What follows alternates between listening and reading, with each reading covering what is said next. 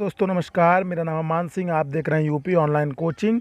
आपको पता है कि स्टैटिक जीके का मैं सीरीज चला रहा हूं। उस सीरीज के अनुक्रम में स्टैटिक जीके के इस वीडियो में मैं लेकर आया हूं टाइगर रिजर्व ऑफ इंडिया। मतलब इस वीडियो में हम पढ़ेंगे tiger reserve of India, Bharat के जो बाघ अभ्यारण्य हैं उनके बारे में। बाघ अभ्यारण्य क्या होते हैं, वाइल्ड लाइफ सेंचुरी और नेशनल पार्क बायोस्फीयर रिजर्व में क्या डिफरेंस होता है, ये सब हम देखेंगे दोस्तों इस वीडियो में। तो सबसे पहले हम टाइगर रिजर्व के बारे में पढ़ते हैं।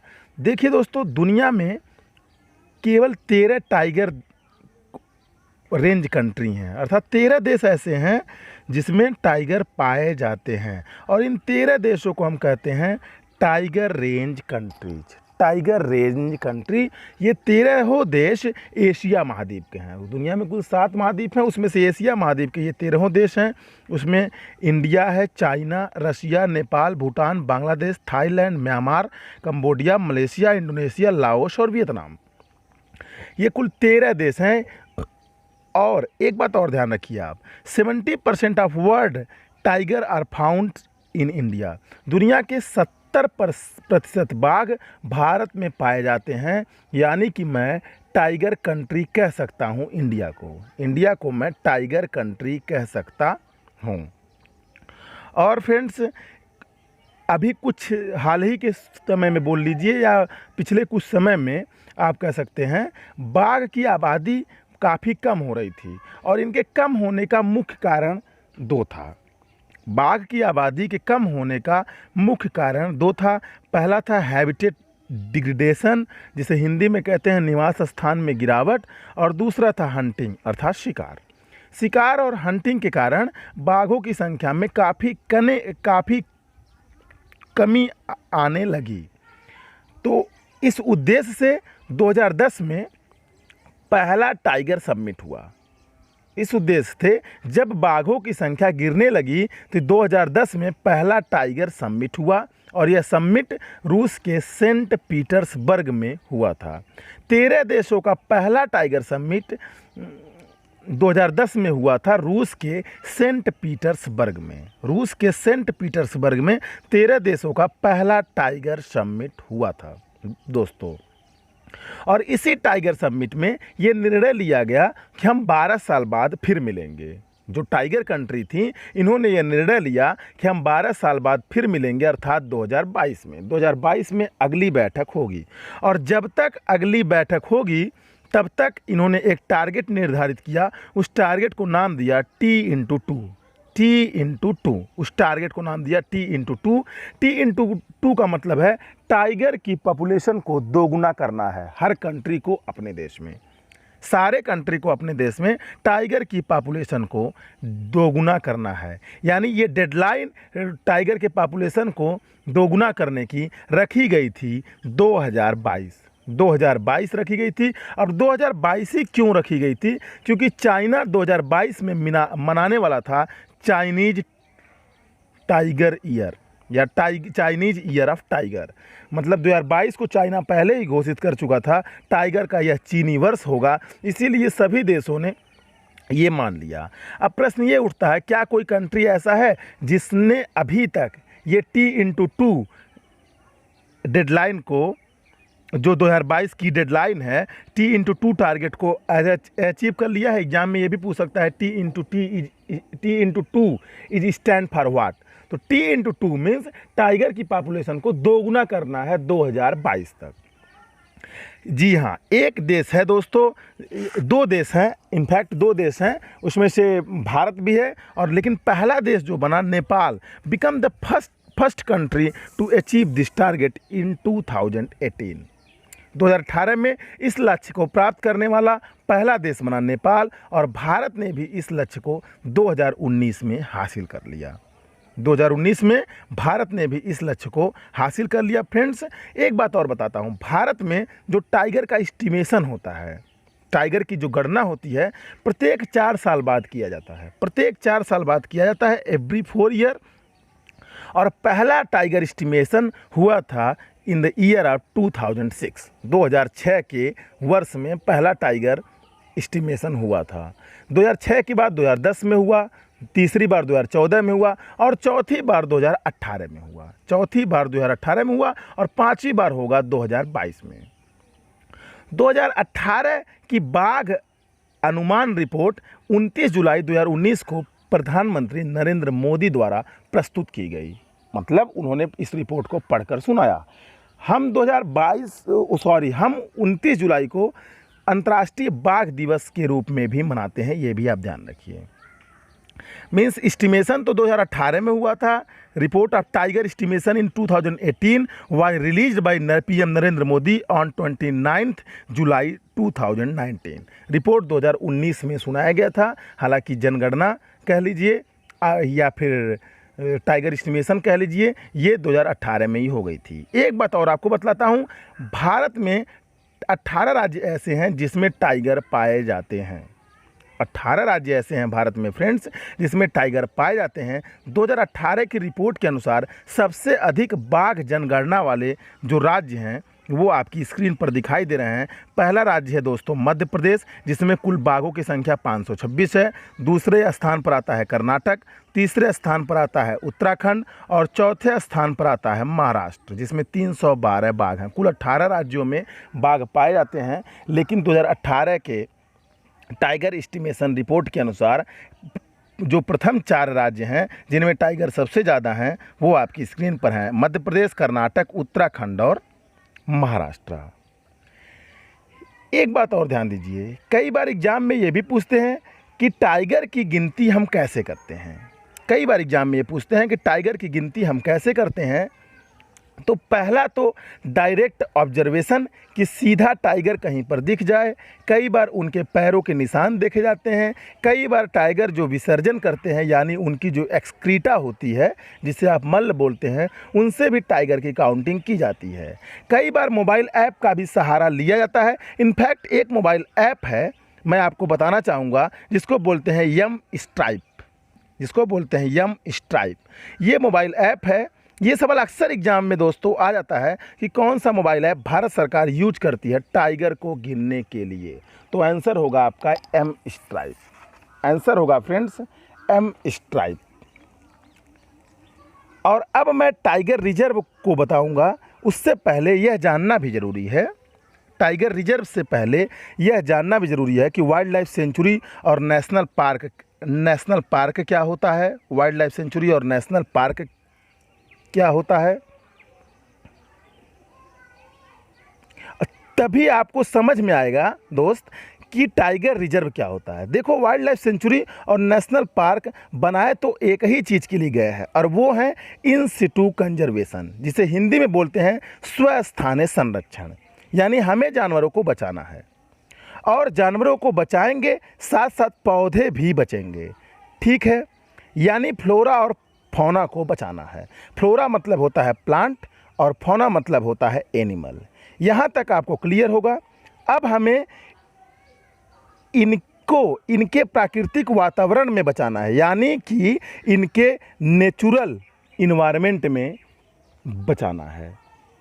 ये हमें इन्हें बचाना है।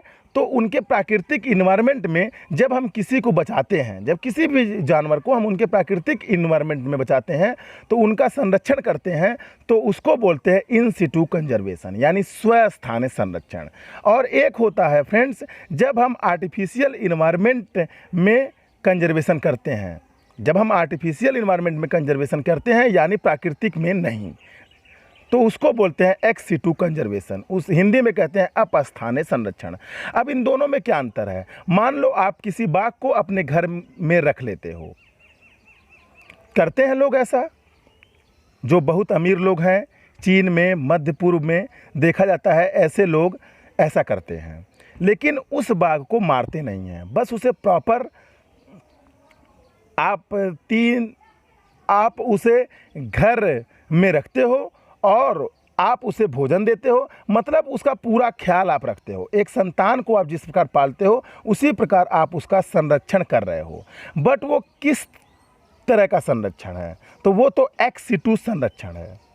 फॉर एग्जाम्पल चिड़ियाघर, जब चिड़ियाघर में जब जानवर को रखा जाता है तो उसका संरक्षण तो वहीं वहाँ भी होता है, लेकिन क्या वो उसका प्राकृतिक इन्वायरमेंट है? क्या वो उसका प्राकृतिक निवास स्थान है? नहीं। तो वो चिड़ियाघर क्या उसका तो वो चिड़ियाघर फ्रेंड्स क्या है? वो चिड़ियाघर एक्स सिटू कंजर्वेशन है। लेकिन अगर मैं बोलता हूँ कि वाइल्ड लाइफ सेंचुरी या नेशनल पार्क है या कोई बायोस्फीयर रिजर्व है, तो वो इन सिटू कंजर्वेशन है। तो इन सिटू मीन्स प्राकृतिक और एक्स सिटू मीन्स होता है फ्रेंड्स गैर प्राकृतिक। ध्यान दीजिएगा, इन सिटू मीन्स प्राकृतिक और एक्स सिटू मीन्स होता है गैर प्राकृतिक। मान लो मैं किसी मछली का संरक्षण कर रहा हूँ, मैंने घर में एक एक्वेरियम लगा दिया है। एक्वेरियम होता है जिसमें मछलियाँ रखी जाती हैं, काफ़ी आकर्षक मछलियाँ रखी जाती हैं। इन्हें हम ऑर्नामेंटल फिशेस बोलते हैं। एक्वेरियम में रखी गई मछलियों को ऑर्नामेंटल फिशेस बोलते हैं। तो ये भी एक्स सिटू संरक्षण हुआ, अर्थात अपस्थानीय संरक्षण हुआ, क्योंकि एक्वेरियम मछलियों का प्राकृतिक इन्वायरमेंट फ्रेंड्स नहीं होता है। तो एक्वेरियम होगा एक्स सिटू संरक्षण। उम्मीद करता हूँ अब आपको एक्स सिटू संरक्षण और इन सिटू संरक्षण क्या होता है क्लियर हो गया होगा। अब हम बढ़ते हैं वाइल्ड लाइफ सेंचुरी और नेशनल पार्क पर। देखिए, वाइल्ड लाइफ सेंचुरी और नेशनल पार्क में केवल यही डिफरेंस होता है फ्रेंड्स कि जो वाइल्ड लाइफ सेंचुरी होते हैं उसमें रूल एंड रेगुलेशन थोड़ा सा फ्लेक्सिबल होता है, और जो नेशनल पार्क होता है उसमें रूल एंड रेगुलेशन थोड़ा सा कठोर होता है फ्रेंड्स, थोड़ा सा कठोर होता है। इसके अलावा भी कुछ और डिफरेंसेस हैं, उन्हें भी हम देख लेते हैं। जैसे आपकी स्क्रीन पर दिखाई दे रहा होगा कि वाइल्ड लाइफ सेंचुरी में पॉइंट नंबर 1 डिफरेंस, मैं 4 डिफरेंस आपको बतलाऊंगा। उसमें पॉइंट नंबर 1 क्या है? बहुत छोटे स्तर पर मानव गतिविधियों की अनुमति होती है वाइल्ड लाइफ सेंचुरी में, बहुत छोटे स्तर पर। जैसे स्थानीय लोगों या जनजातीय समूहों को लकड़ी, फल, पत्ते, औषधीय पत्ते आदि एकत्रित करने की अनुमति होती है। सीमित मात्रा में मवेशियों को भी चराने की अनुमति होती है, लेकिन अनुमति का मतलब यह नहीं है कि पूरा जंगल ही आप फ्रेंड्स खाली कर दो, वो भी एक रूल एंड रेगुलेशन के तहत होता है। लेकिन नेशनल पार्क में फ्रेंड्स यहाँ पर किसी तरह की मानव गतिविधियाँ, no human activities allowed here, संभव नहीं है। पर्यटन की अनुमति तो होती है, लेकिन उचित नियमों और विनियमों के साथ होती है। Tourism is allowed with proper rule and regulation national park में। फिर हम आते हैं फ्रेंड्स अभ्यारण्य में, मतलब वन्य जीव अभ्यारण्य में, जिसे वाइल्ड लाइफ सेंचुरी बोलते हैं। वाइल्ड लाइफ सेंचुरी में सबसे बड़ी बात यह है कि इसकी कोई बाउंड्री या दीवार या तार नहीं लगाए गए होते हैं, जिससे लोग अनुसंधान या शैक्षिक उद्देश्य से अंदर प्रवेश कर सकते हैं। मतलब कोई बाउंड्री नहीं होती है तो लोग अनुसंधान और शैक्षिक उद्देश्य से इसके अंदर प्रवेश कर सकते हैं। लेकिन नेशनल पार्क में क्या है दोस्तों? नेशनल पार्क की तय सीमा और बाउंड्री होती है। एक डिफरेंस और है, a sanctuary can be upgraded to a national park. एक अभ्यारण्य को नेशनल पार्क में बदला जा सकता है, मतलब वाइल्ड लाइफ सेंचुरी को अपग्रेड करके नेशनल पार्क बना सकते हैं। बट हम नेशनल पार्क को डिग्रेड करके या डाउनग्रेड करके वाइल्ड लाइफ सेंचुरी में नहीं बदल सकते हैं। और आखिरी, मेरे अनुसार जो आखिरी महत्वपूर्ण डिफरेंस है वाइल्ड लाइफ सेंचुरी और नेशनल पार्क में, वन्य जीव अभ्यारण्य जो होता है वाइल्ड लाइफ सेंचुरी, जिसे हिंदी में बोलते हैं, इंग्लिश में बोलते हैं, निजी हो सकता है। Means wild life sanctuary can be private, but national park can only be government controlled. लेकिन राष्ट्रीय उद्यान, नेशनल पार्क को हिंदी में राष्ट्रीय उद्यान कहते हैं, राष्ट्रीय उद्यान केवल सरकारी नियंत्रित हो सकते हैं। इससे पहले हम टाइगर रिजर्व के बारे में जानें। एक और नाम आपने सुना होगा, बायोस्फीयर रिजर्व। एक और शंका आपके दिमाग में आ गई होगी कि चलो वाइल्ड लाइफ सेंचुरी हमें समझ में आ गई, नेशनल पार्क समझ में आ गई, ये बायोस्फीयर रिजर्व क्या है? वैसे तो इन सभी पर मैं अलग से वीडियो बनाऊंगा फ्रेंड्स, फिर भी थोड़ा बहुत आप यहीं पर जान लो। बायोस्फीयर रिजर्व का कंसेप्ट भारत का नहीं है, ये कंसेप्ट है यूनेस्को का। मीन्स यूनेस्को ही किसी स्थल को बायोस्फीयर रिजर्व डिक्लेयर करती है। यूनेस्को ही किसी स्थल को बायोस्फीयर रिजर्व डिक्लेयर करती है, ये आप ध्यान दीजिएगा। और थोड़ी सी बातें जान लीजिए आप बायोस्फीयर रिजर्व के बारे में। आपकी स्क्रीन पर दिखाई दे रहा है, बायोस्फीयर रिजर्व देशों द्वारा स्थापित स्थल होते हैं। देशों द्वारा स्थापित स्थल होते हैं। स्थानीय सामुदायिक प्रयासों और ध्वनि विज्ञान पर आधारित सस्टेनेबल डेवलपमेंट को बढ़ावा देने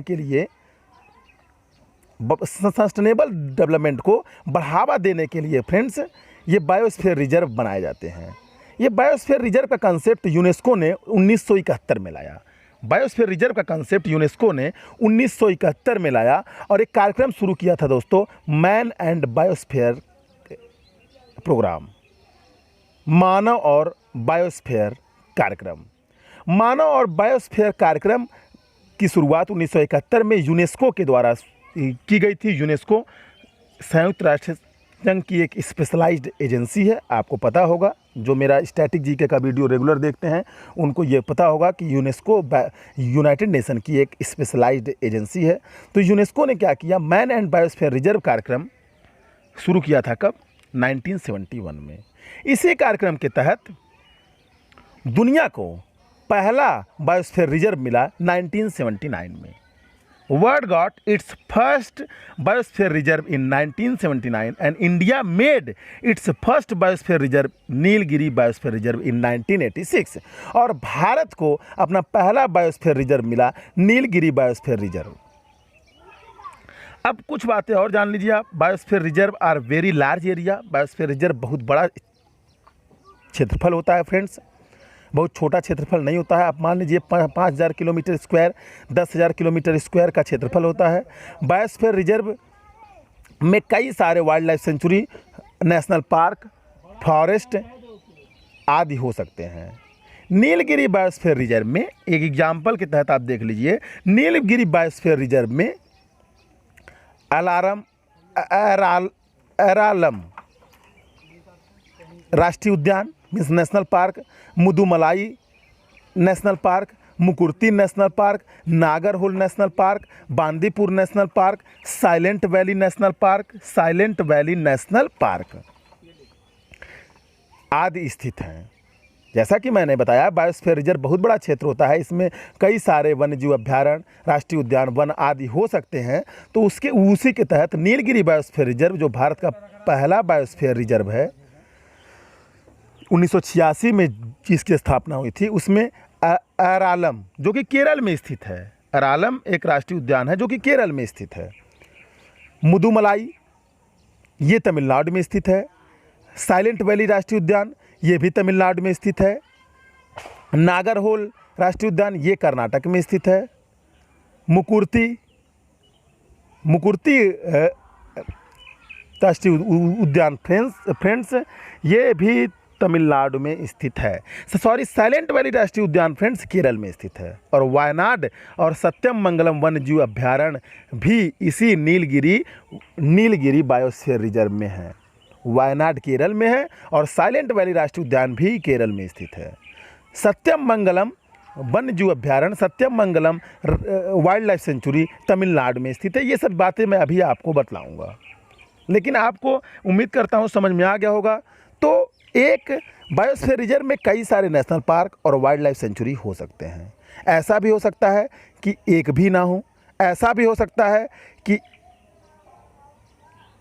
नेशनल पार्क हो, वाइल्ड लाइफ सेंचुरी ना हो। ऐसा भी हो सकता है कि वाइल्ड लाइफ सेंचुरी हो, नेशनल पार्क ना हो। ऐसा भी हो सकता है दोनों एक से ज़्यादा हों। होने को फ्रेंड्स कुछ भी हो सकता है। अब हम उम्मीद करता हूं कि बायोस्फीयर रिजर्व का कंसेप्ट आपको समझ में आ गया होगा। हालांकि मैं biosphere reserve, national park, wild life century पे अलग से वीडियो बनाऊंगा। फिर भी टाइगर रिजर्व को समझने के लिए बायोस्फीयर रिजर्व, नेशनल पार्क और वाइल्ड लाइफ सेंचुरी को समझना बहुत ही आवश्यक था, इसीलिए मैंने उसे बतला दिया। अब बढ़ते हैं टाइगर रिजर्व की तरफ। टाइगर रिजर्व होते क्या हैं? देखो, टाइगर रिजर्व कुछ नहीं है, वाइल्ड लाइफ सेंचुरी या नेशनल पार्क ही हैं। बस फर्क इतना है कि उसको प्रोजेक्ट टाइगर के अंडर हम ले आए। देखिए, बात है 1973 की। ये वो समय था जब भारत में बाघ की संख्या बहुत कम हो गई थी। इंदिरा गांधी प्रधानमंत्री थी, तो इंदिरा गांधी ने क्या कहा कि हमें टाइगर को किसी भी तरह से बचाना है। और बाघ की संख्या इतनी कम हो गई कि उसके बहुत सारे कारण हैं। जैसे राजा महाराजाओं का शौक़ होता था कि भाई हम तो बाघ का शिकार करेंगे।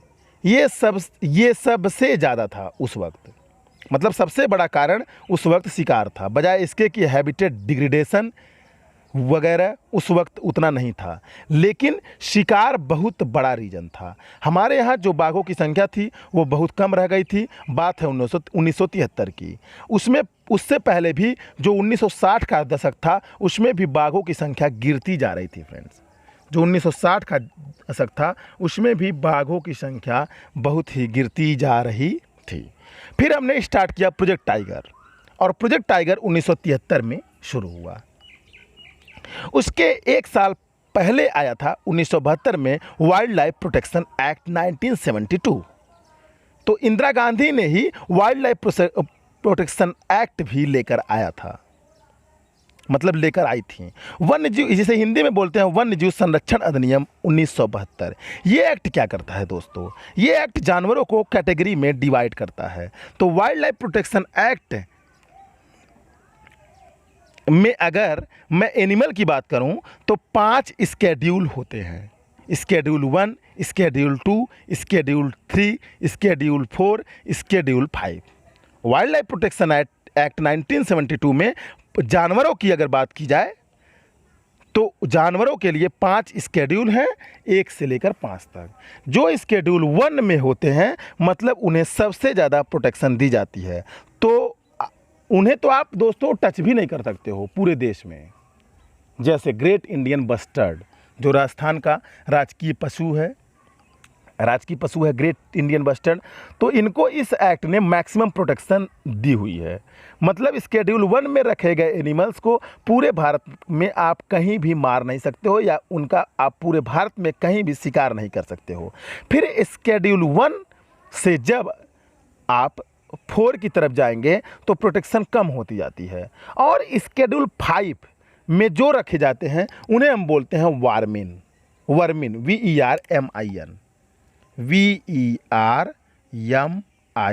उन्हें हम वर्मिन बोलते हैं। स्केड्यूल 5 में जो रखे जाते हैं फ्रेंड्स उन्हें हम वर्मिन बोलते हैं। और वर्मिन वो जानवर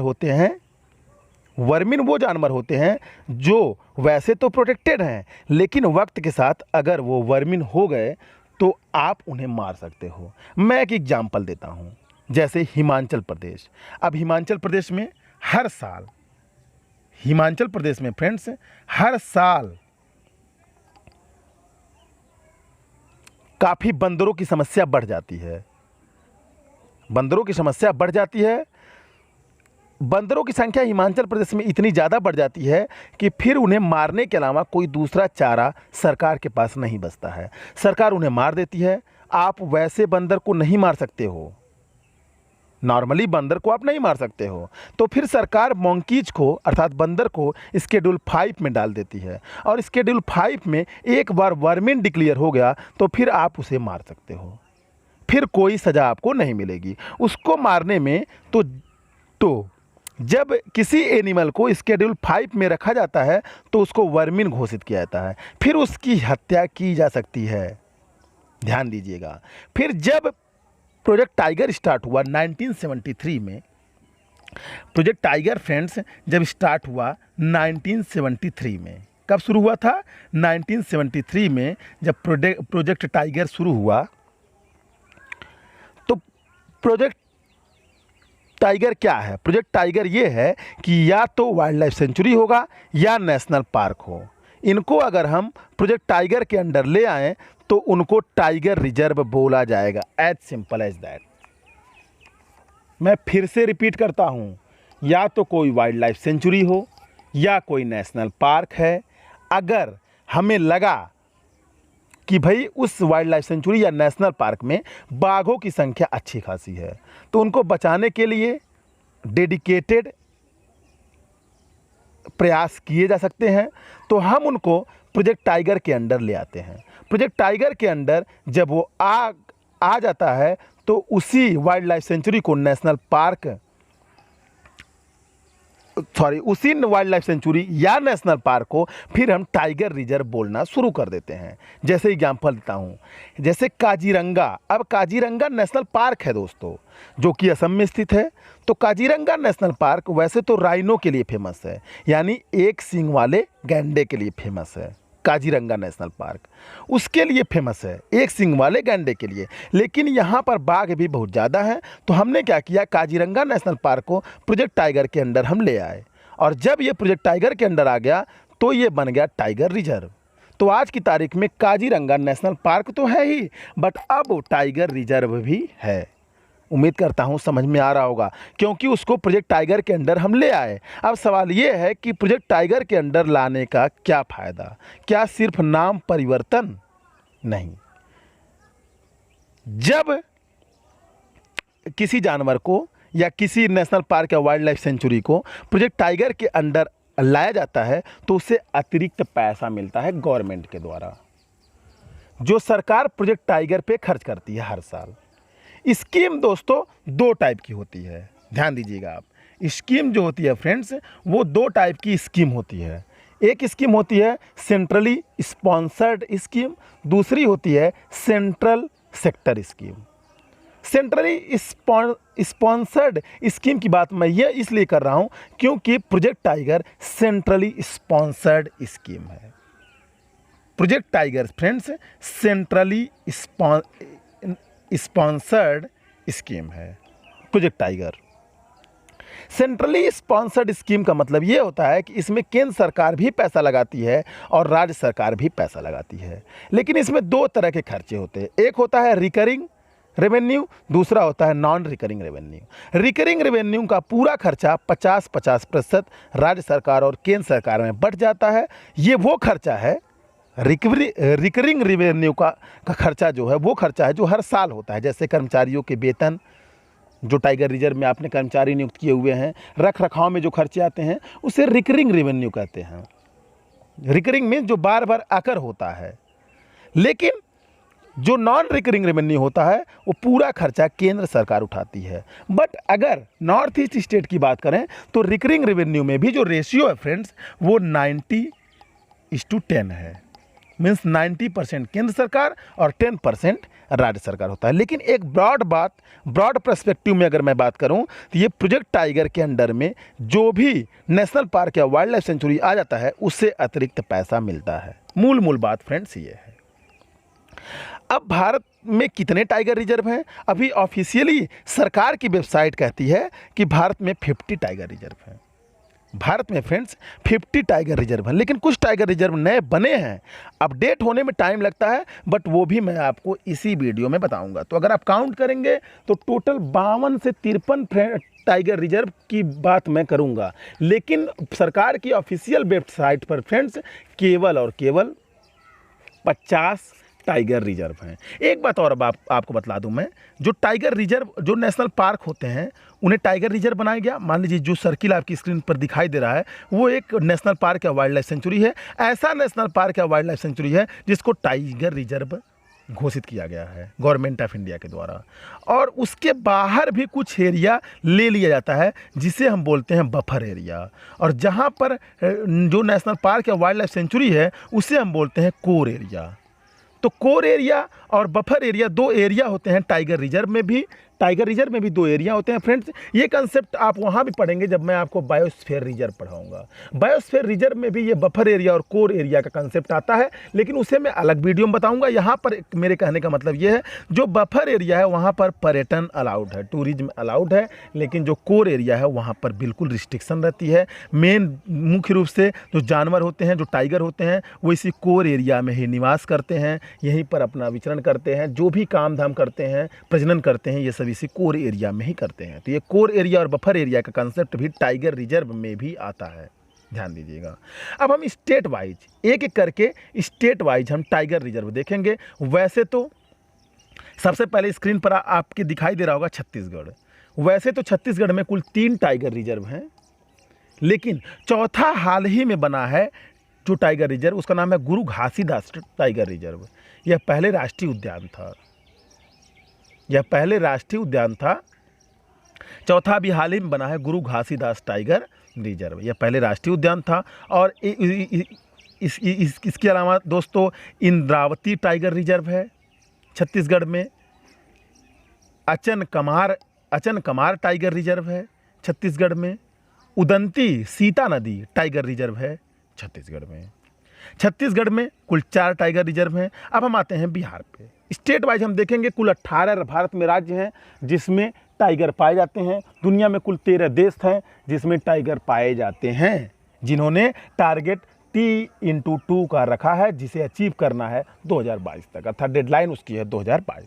बिहार में एक ही टाइगर रिजर्व है फ्रेंड्स, उसका नाम है वाल्मीकि वन अभ्यारण्य, बाघ अभ्यारण्य। यह अभी पहले राष्ट्रीय उद्यान था, इसे टाइगर रिजर्व घोषित किया गया या प्रोजेक्ट टाइगर के अंदर इसे लाया गया।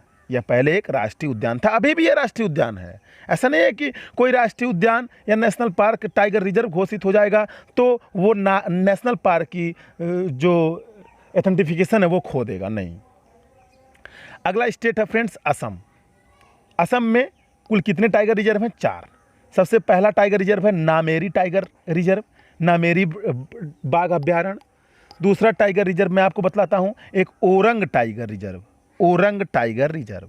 2 टाइगर रिजर्व असम के ऐसे हैं फ्रेंड्स जो यूनेस्को की वर्ल्ड हेरिटेज साइट भी हैं। पहला है काजीरंगा टाइगर रिजर्व, असम में है, famous for rhino. Rhino means एक सिंग वाला गैंडा के लिए फेमस है, also a UNESCO world heritage site. और दूसरा है दोस्तों Manas tiger reserve, also a UNESCO world heritage site. तो काजीरंगा और मानस वर्ल्ड हेरिटेज साइट हैं यूनेस्को की। नामेरी और ओरंग ये भी टाइगर रिजर्व हैं असम की। अब बढ़ते हैं अरुणाचल प्रदेश की ओर। अरुणाचल प्रदेश में केवल 3 ही हैं। पक्के बाघ अभ्यारण्य, पक्के टाइगर रिजर्व। दूसरा है नमदफा या नामदफा, कुछ लोग बोलते हैं इसे, नामदफा टाइगर रिजर्व। तीसरा है कमलंग बाघ अभ्यारण्य या कमलंग टाइगर रिजर्व। एक बात और ध्यान रखिए, ये जो कमलंग टाइगर रिजर्व है अरुणाचल प्रदेश का, ये भारत का 50th टाइगर रिजर्व है, मीन्स भारत का 50वां बाघ अभ्यारण्य है। और गवर्नमेंट ऑफ इंडिया की ऑफिशियल वेबसाइट अभी तक ये कह रही है कि भारत में 50 टाइगर रिजर्व हैं। हालांकि 2, 4, 6 और बढ़ गए हैं, लेकिन ऑफिशियल वेबसाइट पे अभी अपडेट नहीं किया है इन लोगों ने। अब अगले स्टेट पर हम बढ़ते हैं दोस्तों। अगला स्टेट कौन सा है? अगला स्टेट है आंध्र प्रदेश। आंध्र प्रदेश में केवल एक ही है जिसका नाम है नागार्जुन सागर श्रीशैलम बाघ अभ्यारण्य। एक बात और ध्यान रखिए, ये जो नागार्जुन सागर श्रीशैलम बाघ अभ्यारण्य है ये भारत का सबसे बड़ा बाघ अभ्यारण्य है। टाइगर रिजर्व को हिंदी में बाघ अभ्यारण्य बोलते हैं। सबसे बड़ा बाघ अभ्यारण्य है फ्रेंड्स, लेकिन किस चीज़ में? क्षेत्रफल में, टाइगरों की संख्या में नहीं, क्षेत्रफल में। 3000 स्क्वायर किलोमीटर से ज़्यादा क्षेत्रफल में ये फैला हुआ है। एक बात और ध्यान दीजिए, यहीं पर 2 जून 2014 को आंध्र प्रदेश से तेलंगाना राज्य अलग हुआ था, तो नागार्जुन सागर श्रीशैलम बाघ अभ्यारण्य का कुछ हिस्सा तेलंगाना में चला गया। उसे अब हम अमराबाद बाघ अभ्यारण्य या अमराबाद टाइगर रिजर्व के रूप में जानते हैं, ध्यान रखिएगा। जब तेलंगाना, जो आंध्र प्रदेश का ये नागार्जुन सागर श्रीशैलम बाघ अभ्यारण्य है, ये आंध्र प्रदेश और तेलंगाना दोनों में था। आंध्र प्रदेश वाले पार्ट का नाम अभी भी वही है जो पहले था, लेकिन जो तेलंगाना में है उसका नाम बदलकर हो गया अब अमराबाद टाइगर रिजर्व। और तेलंगाना में एक और है, उसका नाम है कवल टाइगर रिजर्व या कवल बाघ अभ्यारण्य। तो तेलंगाना में कुल 2 बाघ अभ्यारण्य हैं। अब आते हैं मिजोरम पे। मिजोरम में एक टाइगर रिजर्व है दोस्तों, डंपा टाइगर रिजर्व। डंपा को डलमा से कंफ्यूज मत कीजिएगा, डलमा से कंफ्यूज मत कीजिएगा, क्योंकि डलमा झारखंड में एक वाइल्ड लाइफ सेंचुरी है, यानी वन्य जीव अभ्यारण्य है। अगला स्टेट है उड़ीसा। उड़ीसा में 2 ही टाइगर रिजर्व हैं, एक है सिमलीपाल बाघ अभ्यारण्य, सिमलीपाल टाइगर रिजर्व, और सतकोशिया बाघ अभ्यारण्य, सतकोशिया टाइगर रिजर्व। राजस्थान पे आते हैं। राजस्थान में 3 टाइगर रिजर्व हैं। वैसे तो बात चल रही है कि कंबलगढ़ को भी बना दो टाइगर रिजर्व, लेकिन अभी तक कोई ऐसा ऑफिशियल जानकारी सरकार की वेबसाइट पर नहीं है। जब बनेगा तब देखेंगे कुंभलगढ़, अभी तक कुंभलगढ़ नहीं बना है। तो राजस्थान के 3 कौन कौन से हैं? सरिस्का और रणथंभौर तो आपको याद ही रखना है, एग्जाम में काफ़ी आते हैं। एक और है Mukundra hills tiger reserve, Mukundra hills tiger reserve. Sariska और रणथंभौर आपको याद ही रखना है।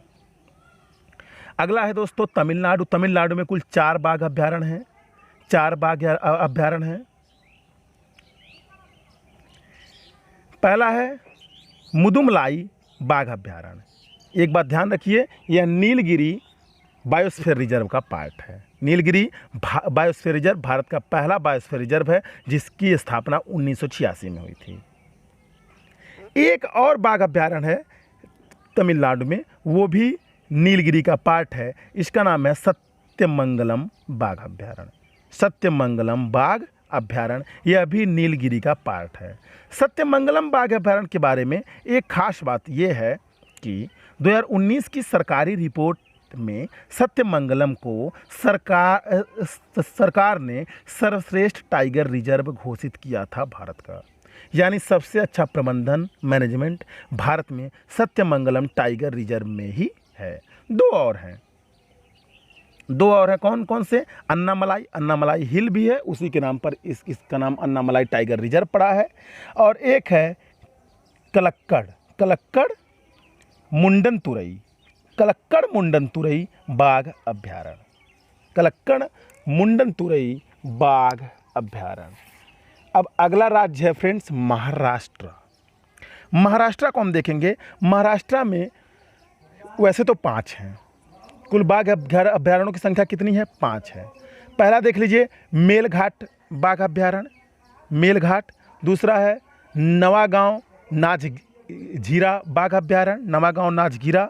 तीसरा है तादोबा बाघ अभ्यारण्य और चौथा है बोर बाघ अभ्यारण्य, बोर। और ये 5वां है दोस्तों सह्याद्री बाघ अभ्यारण्य। वैसे तो पश्चिमी घाट को भी सह्याद्री बोलते हैं, लेकिन ध्यान दीजिएगा सह्याद्री बाघ अभ्यारण्य भी महाराष्ट्र में स्थित है। अगला राज्य है मध्य प्रदेश, जिसे हम टाइगर स्टेट ऑफ इंडिया के नाम से जानते हैं। जिस प्रकार इंडिया को टाइगर कंट्री ऑफ वर्ल्ड बोलते हैं, उसी प्रकार से मध्य प्रदेश को टाइगर स्टेट ऑफ इंडिया बोलते हैं। और 2018 के टाइगर एस्टिमेशन में भी मध्य प्रदेश में सबसे ज़्यादा टाइगर हैं, अभी आपने देखा। उसके बाद कर्नाटक और मध्य प्रदेश ही आपस में कंपटीटर हैं, कभी इसमें ज़्यादा हो जाते हैं, कभी उसमें ज़्यादा हो जाते हैं। तो मध्य प्रदेश में कुल ऑफिशियली तो 6 बाघ अभ्यारण्य टाइगर रिजर्व हैं जो सरकार की वेबसाइट पर हैं, लेकिन मध्य प्रदेश की सरकार ने घोषणा कर दिया है। मध्य प्रदेश में अभी 7वां भी दोस्तों एक बना है। मध्य प्रदेश की सरकार ने तो कह दिया है कि हमने बना दिया है, बट सरकारी वेबसाइट पे अभी तक अपलोड नहीं हुआ है या कहिए एडजस्ट नहीं हुआ है। लेकिन वेबसाइट के अनुसार अभी मध्य प्रदेश में 6 हैं। ध्यान दीजिएगा, वेबसाइट के अनुसार अभी मध्य प्रदेश में कितने हैं? 6 हैं। पहला कौन सा है? पन्ना टाइगर रिजर्व। पन्ना कान्हा, 2 आपको याद रखना है ऐसे ही नाम में, पन्ना और कान्हा। पन्ना और कान्हा थोड़ी सी दिक्कत हुई है फ्रेंड्स, उसके लिए क्षमा चाहते हैं।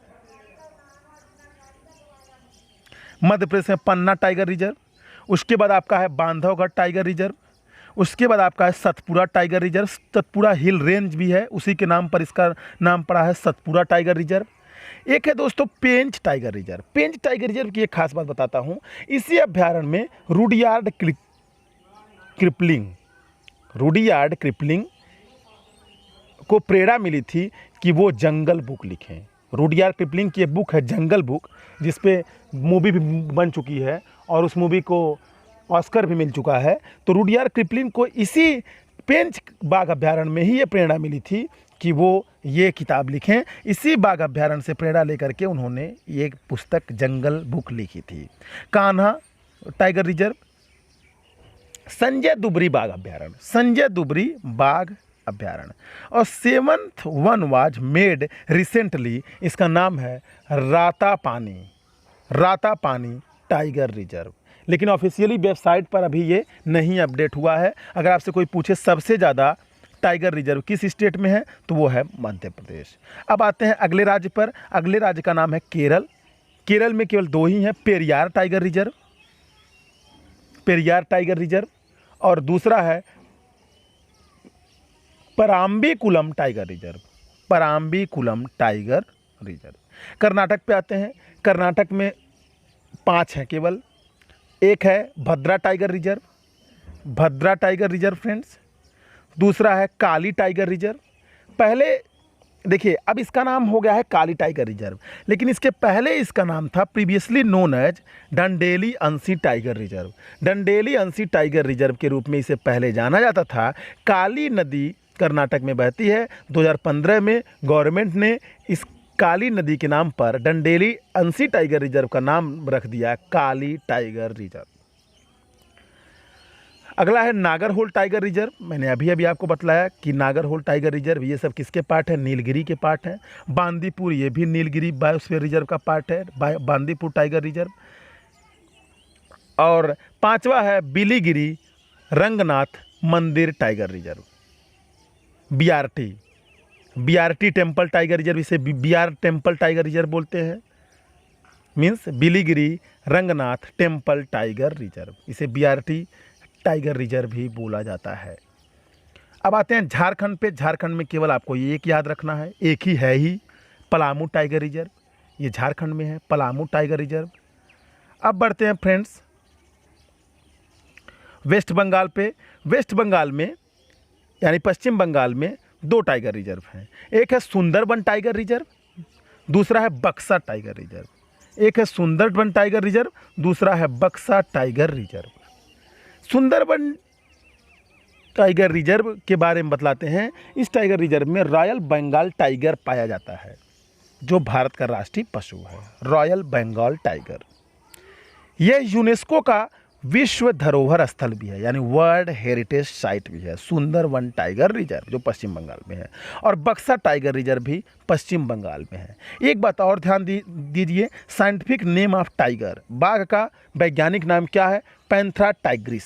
ये जरूर ध्यान रखिएगा, ये काफ़ी एग्जामों में आता है कि बाघ का साइंटिफिक नेम क्या है, पैंथेरा टाइग्रिस। ये इसलिए आवश्यक है क्योंकि बाघ भारत का राष्ट्रीय पशु भी है, ध्यान दीजिएगा। बाघ फ्रेंड्स भारत का राष्ट्रीय पशु भी है। अब आते हैं उत्तराखंड पे। उत्तराखंड में 2 ही हैं। उत्तराखंड में केवल 2 ही टाइगर रिजर्व हैं। एक है Jim Corbett tiger reserve. Jim Corbett tiger reserve, Jim Corbett national park Bharat का पहला नेशनल पार्क था, ये ध्यान दीजिएगा। इसकी स्थापना 1936 में हुई थी। जब 1936 में इसकी स्थापना हुई तो तब उस टाइम इसे हैली नेशनल पार्क के नाम से जाना जाता था। हैली नेशनल पार्क के नाम से इसे जाना जाता था 1936 में। बाद में जिम कॉर्बेट एक मनुष्य थे और शिकारी थे। उत्तराखंड में काफ़ी समस्या हो गई थी बाघों को लेकर के, बाघ मनुष्य को खा जा रहे थे, तो जिम कॉर्बेट साहब को बुलाया गया था बाघों को मारने के लिए। तो इन्हीं के नाम पर हैली नेशनल पार्क का नाम रख दिया गया, जिम कॉर्बेट नेशनल पार्क। और एक है दोस्तों उत्तराखंड में Rajaji national park, Rajaji national park. अभी बात चल रही है कि उत्तराखंड में 2 और बनाए जाएं टाइगर रिजर्व, लेकिन सरकार बनाएगी या नहीं वो देखने वाली बात है। अब हम आते हैं उत्तर प्रदेश पे। उत्तर प्रदेश में फ्रेंड्स 3 हैं, Pilibhit tiger reserve, Pilibhit tiger reserve, Dudhwa tiger reserve और तीसरा है अमनगढ़ टाइगर रिजर्व। एक बात ध्यान दीजिए आप, ये जो अमनगढ़ टाइगर रिजर्व है यह जिम कॉर्बेट का ही पार्ट है। एक समय की बात है, उत्तर प्रदेश और उत्तराखंड एक राज्य हुआ करते थे उत्तर प्रदेश के नाम से। उत्तर प्रदेश से कट करके उत्तराखंड अलग राज्य बना। तो उत्तराखंड में जिम कॉर्बेट था, जो उत्तराखंड वाले एरिया में जिम कॉर्बेट था, उसी जिम कॉर्बेट का कुछ एरिया उत्तर प्रदेश में भी आता है। जो area Jim Corbett tiger reserve का उत्तर प्रदेश में आता है उसका नाम रख दिया गया है अमनगढ़ टाइगर रिजर्व। कहने का मतलब ये है अमनगढ़ टाइगर रिजर्व अलग से कुछ नहीं है, जिम कॉर्बेट का यूपी वाला पार्ट है। और पीलीभीत टाइगर रिजर्व का कुछ हिस्सा, ये भी ध्यान दीजिए आप, पीलीभीत टाइगर रिजर्व का कुछ हिस्सा उत्तराखंड में भी है, उसको भी टाइगर रिजर्व बनाने की बात चल रही है। पीलीभीत टाइगर रिजर्व उत्तर प्रदेश में है, Jim Corbett national tiger reserve Uttarakhand में है। तो जिम कॉर्बेट का जो हिस्सा उत्तर प्रदेश में है उसका नाम तो रख दिया गया है अमनगढ़ टाइगर रिजर्व, लेकिन पीलीभीत टाइगर रिजर्व का जो हिस्सा उत्तराखंड में है उसको भी टाइगर रिजर्व बनाने की बात चल रही है। अब भारत के कुछ वाइल्ड लाइफ सेंचुरी और नेशनल पार्क को मैं बताता हूँ जिसको टाइगर रिजर्व बनाने की बात चल रही है। एक है दोस्तों नंधौर वन्यजीव अभ्यारण्य जो कि उत्तराखंड में स्थित है, उसको भी टाइगर रिजर्व बनाने की बात चल रही है। दूसरा है तराई पूर्व की सुरेज रेंज, उत्तराखंड में ही है, इसको भी टाइगर रिजर्व घोषित करने की बात चल रही है। पीलीभीत टाइगर रिजर्व का एक हिस्सा जो उत्तराखंड में आता है, उसी का नाम जो अभी अभी मैंने आपको बताया तराई पूर्व की सुरई रेंज नाम से टाइगर रिजर्व बनाने की बात चल रही है, लेकिन अभी बना नहीं है। एक है गुरु घासीदास, छत्तीसगढ़ के बारे में जब मैं आपको बतला रहा था तब मैंने आपको बतलाया था गुरु घासीदास छत्तीसगढ़ में है। गुरु घासीदास को भी टाइगर रिजर्व बना दिया गया है, लेकिन भारत सरकार के ऑफिशियल वेबसाइट पर नहीं है, फिर भी एग्जाम में आ सकता है, तो आप ध्यान दीजिएगा।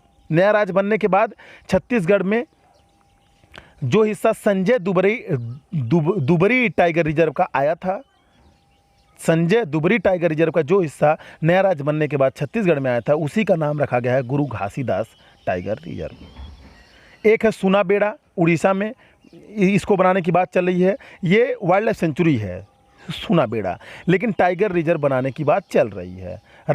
रातापानी मध्य प्रदेश में, इसको भी बात चल रही है। ऑफिशियली ये भी घोषणा नहीं हुई है, लेकिन मध्य प्रदेश की सरकार ने कह दिया है कि यह हमारा 7वां टाइगर रिजर्व है।